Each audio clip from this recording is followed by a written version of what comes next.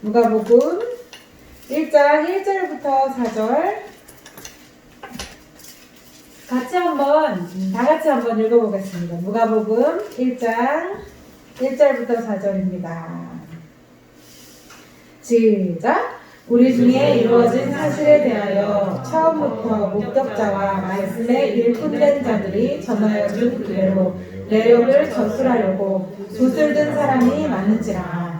그 모든 일을 근원부터 자세히 미루어 살핀 나도 데어빌로 각하에게 차례대로 써보내는 것이 좋은 줄 알았노니 이는 각하가 알고 있는 바를 더 확실하게 하려 함이로라. 아멘. PPT 띄워주세요. 우리 지난주에는 사복음서에 대해서 사복음서 개요에 대해서 잠시 이야기를 나눴습니다. 복음이 무엇인가에 대해서 복음은 예수님이고 예수님 이야기다. 그리고 저자에 따라서 마태복음, 마가복음, 누가복음, 요한복음 이렇게 네 개의 복음서가 우리에게 주어져 있다. 각각의 어떤 특징을 가지고 있는지 우리 지난주에 잠깐 살펴봤었고요. 오늘은 우리가 앞으로 수요일이 되면 예수님 이야기를 누가복음을 가지고 나눌 거다 이렇게 얘기를 드렸어요. 근데 왜 우리가 다른 네 복음서 중에 누가복음을 하필 택했느냐? 오늘은 그 이야기를 하려고 합니다. 왜 누가복음을 택했는가? 이유를 세 가지로 정리를 해봤어요. 첫 번째 뭐냐면요. 첫 번째는 저자입니다. 저자. 이 누가복음은 누가 지었게요? 누가. 그렇죠. 엄청난 언어 유인데 이거. 누가복음 누가 지었을까요? 이거. 누가가 지었습니다. 근데 여러분 이 누가는 이 복음서 저자 중에 유일한 이방인이었어요. 이방인이라는 것은 혈통적으로 아브라함의 자손, 즉 유대인이 아닌 사람을 이방인이라고 하잖아요. 우리도 어때요? 우리도 유대인 아닌 우리도 이방인입니다. 그렇죠? 근데 이 누가가 유일한 이방인 저자였어요. 이 누가는 예수님의 직접적인 제자는 아니었어요. 마태나 요한처럼 예수님의 제자는 아니었는데 이 누가는 어떤 사도랑 가까웠냐면 바로 바울 사도 바울과 매우 가까운 사이였어요. 그래서 이 바울 서신에 보면 이 누가를 내 동역자다 이렇게 얘기한 장면이 나옵니다. 한번 우리 성경을 볼까요? 빌레몬서 있습니다. 빌레몬서 빌레몬서 1장밖에 없죠. 24절을 보면 이 사도 바울이 이렇게 얘기를 하는데요. 또한 나의 동역자 마가, 아리스다고, 데와, 누가가 무난하니라. 여기 누가 이름이 나옵니다. 사도 바울이 나의 동역자다 이렇게 얘기를 했어요. 그리고 그 앞에 골로새서 4장을 보시면요. 골로새서 이 누가가 어떤 사람인지 또 설명을 해줍니다. 골로새서 4장 14절 읽어볼까요? 시작! 사랑을 받는 의사와 또 대마가 너에게 무난하니라. 그렇죠. 사랑을 받는 의사다. 이렇게 누가를 설명해 주고 있습니다. 그래서 이 누가는요, 사도 바울의 선교 여행에 동행하면서 그 선교 여행에 이게 기록을 남기기도 했어요. 그리고 이제 여러분, 우리는 이제 한글로 번역된 성경을 보지만 이 성경 원문으로 쓰여진 헬라어 성경을 보면 이 누가복음의 헬라어 문체가 굉장히 고급 헬라어를 썼다고 합니다. 우리나라도 이렇게 글씨 문체를 보면 이 사람이 어느 정도 공부를 하고 학식이 있는지가 드러나잖아요. 그것처럼 성경 원문의 누가복음은 굉장히 고급 헬라어로 쓰여졌다고 해요. 그래서 이 누가가 직업이 의사인 만큼 되게 교육 수준이 높았을 것이다 이렇게 예상이 된다고 합니다. 그래서 이 누가가 고급 헬라어로 예수님에 대해서 여러 사도들에게 들은 것들을 잘 정리해서 누가복음을 기록했다. 그리고 이 누가는 이방인이었다라는 이유 때문이에요. 우리도 이방인이잖아요. 두 번째는 분량입니다. 누가복음을 선택한 이유, 두 번째 이유는 분량이에요. 뭐냐면 분량이 가장 많아요. 사복음서 중에 분량이 가장 많습니다. 근데 사복음서 중에서만 많은 것도 아니고 신약 전체에서 분량이 가장 많은 책이 바로 누가복음이에요. 근데 여러분 이 누가복음 말고 신약 성경 한 권 더 쓴 게 있는데요. 바로 사도행전 맞습니다. 오, 맞췄어요. 바로 사도행전도 누가가 썼거든요. 이 누가복음하고 이 누가가 쓴 누가복음과 사도행전 합치면 이 신약 성경 전체 분량의 4분의 1 정도를 적은 거예요. 그래서 굉장히 많은 성경의 저자가 누가다 이걸 알 수 있겠죠. 여러분, 분량이 많다는 말은 무슨 뜻이죠? 내용이 많고 자세하게 기록됐다 이런 뜻이잖아요. 그래서 누가복음을 우리가 선택한 겁니다. 누가복음 공부해야겠다. 왜냐하면 분량이 가장 많고 자세하기 때문에.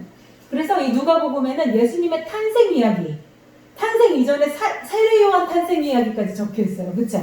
그리고 복음서 중에 유일하게 예수님의 소년 시절 이야기가 적혀 있습니다. 그래서 이 분량이 가장 많기 때문에 또 누가복음을 선택했어요. 세 번째, 마지막 세 번째 이유는 바로 수신자입니다. 수신자. 이 누가복음이 쓰여질 당시에 1차 수신자가 있었어요. 이 누가복음을 독자를 이 누가가 염두에 두고 썼을 거 아니에요. 썼을 당시에 독자가 누구였냐면 바로 이름이 데오빌로 가카라는 분이었어요. 우리가 아까 읽은 성경 누가복음 1장 다시 가볼까요? 여기 보면 수신자 이름이 적혀 있습니다. 3절에 그 모든 일을 근원부터 자세히 미루어 살핀 나도 누구에게?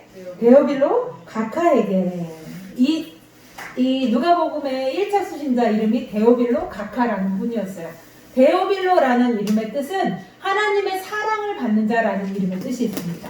그리고 가카라는 저 호칭은요, 로마인들 중에서도 로마의 귀족들, 굉장히 고위 공무원에게만 쓰는 호칭이래요. 그러니까 이 데오빌로 가카는 아주 부유하고 사회적 신분이 높은 사람이었을 것이다 예상이 되죠.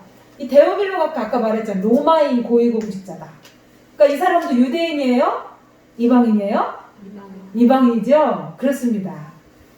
그래서 누가복음은요, 이방인 저자가 이방인 수신자에게 쓴 복음서예요. 그러니까 우리에게 좀 더 친숙하겠죠. 유대 배경이 없는 이방인이 이방인에게 쓴 복음서이기 때문에 우리가 누가복음을 선택했다라는 것입니다. 자, 그럼 우리 이제 본격적으로 본문 속으로, 성경 본문 속으로 한번 들어가 보겠습니다.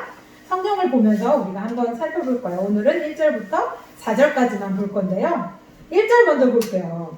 우리 중에 이루어진 사실에 대하여, 이렇게 시작하죠. 우리 중에 이루어진 사실이다 라는 걸 어떤 걸 의미할까요? 바로 우리 예수님이 우리 가운데 행하신 일들, 그리고 하셨던 말씀에 대한, 복음에 대한 말입니다. 복음에 대한 것을 2절에 보시면 처음부터 목격자, 예수님의 이야기의 목격자들이 누가 있을까요? 예수님의 제자들이 있겠죠. 예수님 시대에 살았던 제자들, 그 중에 대표적으로 복음서를 기록한 사람은 마태와 요한이 있을 거예요. 그리고 목격자뿐만 아니라 누가는 목격자는 아니잖아요. 여기 그 다음에 보시면 말씀의 일꾼된 자들 이렇게 되어 있습니다. 하나님께로부터 말씀의 일꾼의 사명을 가지고 예수님을 전하는 사명을 가진 사람들이 전하여 준 그대로 내력을 저술하려고 붓을 든 사람이 많은지라. 이때는 붓으로 글씨를 썼잖아요. 지금은 볼펜으로 쓰고 프린터로 쓰지만 이때는 붓을, 무슨 말이냐면 예수님 이야기를 전하는 복음 전도자들이 있었고 그들의 이야기를 듣고 그 이야기들을 남기기 위해서 글을 쓴 사람들의 이야기가 많다 이렇게 이야기합니다. 그쵸? 아까 마가복음 같은 경우는 베드로의 설교를 적었다라고 했잖아요. 그래서 베드로 복음서다라고 할 정도로 이렇게 붓을 들고 적은 사람들이 많이 있었다. 그 중에 우리가 갖고 있는 것도 4개나 있다 그랬죠? 4복음서. 그 외에도 많이 있었다라는 뜻입니다. 그쵸? 이 복음의 증인들, 목격자와 말씀의 일꾼된 자들은요, 예수님이 승천하신 후에 예수님이 복음 전파의 사명을 주셨잖아요. 그래서 열심히 다니면서 복음을 전했어요. 근데 시간이 지나면서 이 목격자들과 말씀의 일꾼된 자들이 한 명 한 명 죽는 거예요. 그래서 어떤 필요를 느꼈을까요? 이게 말로만 전하면 안 되고 글을 적어야 되겠다. 이 글자로 남겨놓으면 말로 전하는 것보다 좀 더 정확하잖아요. 오래 가기도 하고. 그래서 이 프로젝트를 성령께서 주도하셔서 성경으로 글씨로 남기기 시작한 겁니다. 그래서 우리에게 지금까지 전해져 오는 거잖아요. 그리고 3절을 보시면 그 모든 일을 근원부터 자세히 미루어 살핀 나도. 여기 나는 누가겠죠. 이 누가도 여러 사도들과 친했기 때문에 근원부터 처음부터 예수님 이야기 처음부터 자세히 미루어 살핀 이 누가도 데오빌로 각하에게 이 내가 알고 있는 이 예수님 이야기를 차례대로 써 보내는 것이 좋은 줄로 알았습니다. 이렇게 합니다. 여러분 이 누가가 예수님에 대해서 자세히 조사하고 또 체계적으로 정리를 해서 데오빌로에게 이제부터 보내는 이야기가 누가복음인 거예요. 여러분 이 누가복음 외에 사도행전도 지었다고 했잖아요. 여러분 여기다 책갈피를 하나 꽂아 놓으시고 사도행전으로 한번 넘어가 보겠습니다. 사도행전 1장.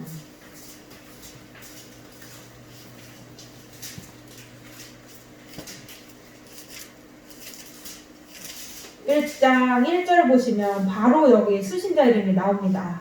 똑같은 이름이 나오죠? 누구예요?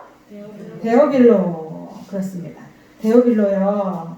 내가 먼저 쓴 글에는 먼저 쓴 글이 뭘까요? 누가복음입니다. 그렇죠? 누가복음. 이 사도행전은 누가복음의 후속편이다 이렇게 보시면 돼요. 내가 먼저 쓴 글에는 무릇 예수께서 행하시며 행적이시죠? 사역 가르치시기를 말씀하신 거죠. 행적과 말씀을 가르치기를 시작하신부터 2절 그가 택하신 사도들에게 성령으로 명하시고 뭐 하신 날까지? 승천하시고 부활하시고 십자가 죽으시고 부활하시고 승천하신 것까지 누가복음에 다 기록되어 있다 이 뜻입니다. 그렇죠? 바로 이 1, 2절의 말씀이 누가복음을 얘기하는 건데 그래서 우리는 이제 누가복음을 시작하려고 하는 것입니다. 자, 마지막으로 누가복음을 왜 기록했는가? 누가복음의 기록 목적이 1장 4절에 나옵니다. 4절을 같이 한번 읽어볼까요? 시작! 이는 각하가 알고 있는 바를 더 확실하게 하려 함이라. 아멘. 이 데오빌로 각하가 복음과 예수님을 알고 있었다라는 것입니다. 전혀 모르는 얘기를 하는 게 아니고 알고 있는 건데 그것을 더 확실하게 하려 합니다. 이렇게 얘기합니다. 우리도 예수님에 대해서 다 알고 있잖아요. 그렇지만 우리도 예수님을 더 확실하게 알아야 되잖아요. 그리고 신앙이 성장해야 되고 믿음이 확고해져야 되잖아요. 그 목적을 가지고 이 누가복음을 썼기 때문에 우리 이방인에게 쓴 이 누가복음 우리에게도 예수님을 더 깊이 알고 그 예수님을 더 사랑하고 더 신앙이 성장하기 위해서 우리에게 이 누가복음이 중요한 그리고 좋은 출발점이 복음서 여행을 떠나기에 좋은 출발점이 되겠다라는 것입니다. 누가복음은 한 개인에게 보내는 편지 형식이잖아요. 원래는 그렇지만 예수님에 대해서 확실하게 알고 신앙이 성장하기를 성장해 하는 모든 이방인 그리스도인들에게 유익하기 때문에 하나님께서 누가복음도 사도행전도 성경에 담아서 우리에게 전해주신 줄 믿습니다. 그래서 앞으로 이 누가복음 다음 주는 5절부터 세례 요한의 출생부터 해서 누가복음 복음서 여행을 떠나도록 하겠습니다. 너무 일찍 끝난 것 같긴 하지만 앞으로의 여행을 기대하면서 우리 같이 기도했으면 좋겠어요. 기도하실 때 하나님 앞으로 우리가 누가복음 여행을 시작할 텐데 수요일마다 누가복음을 통해 예수님을 더 깊이 알게 해주세요. 더 깊이 알게 해주세요. 근데 우리가 예수님을 알아가는 목적이 뭔가요? 막 알아가지고 머리가 커져가지고 지식이 막 많아지는 게 목적이 아니잖아요. 우리가 예수님을 많이 안 만큼 예수님을 더 깊이 사랑할 수 있도록 더 뜨겁게 사랑할 수 있도록 예수님을 따를 수 있도록 그것이 우리의 유일한 목적입니다. 하나님 내가 누가복음을 통해서 예수님을 더 깊이 많이 알고 그 예수님을 더 깊이 많이 사랑할 수 있도록 하나님 우리의 여행을 이끌어 주옵소서. 그렇게 기도하시는 오늘 밤 됐으면 좋겠습니다. 주여 한번 부르시고